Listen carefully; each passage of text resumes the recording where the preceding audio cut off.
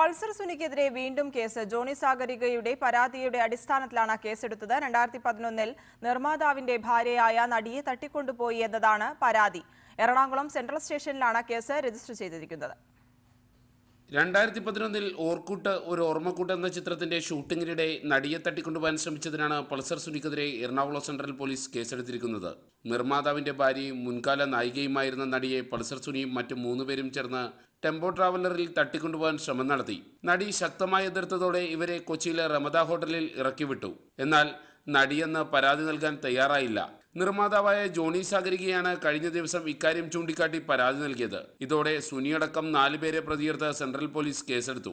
നടിയുടെ മൊഴി വരും ദിവസം പോലീസ് രേഖപ്പെടുത്തും. കേസിൽ സുനിയെ കസ്റ്റഡിയിലെടുക്കാനും പോലീസ് തീരുമാനിച്ചിട്ടുണ്ട്. ഈ തട്ടിക്കൊണ്ടുപോകൽ ശ്രമവും മറ്റാരെങ്കിലും നൽകിയ കൊട്ടേഷനാണോ എന്നും പരിശോധിക്കും. അതേസമയം ദിലീപിന്റെ മാനേജർ അപ്പുണ്ണിയെ പിടികൂടാനായി പോലീസിന്റെ അന്വേഷണം തുടരുകയാണ്. അപ്പുണ്ണി തമിഴ്നാട്ടിലേക്ക് കടന്നതായാണ് പോലീസിന് ലഭിക്കുന്ന സൂചന. നടിയെ തട്ടിക്കൊണ്ടുപോയി ആക്രമിച്ച കേസ് വഴിതിരിച്ചുവിടാൻ ശ്രമിച്ചതിന് നാദൃശയുടെ മൊഴി ഉടൻ രേഖപ്പെടുത്തും. ഷഹിൻ ആന്റണി, റിപ്പോർട്ടർ, കൊച്ചി.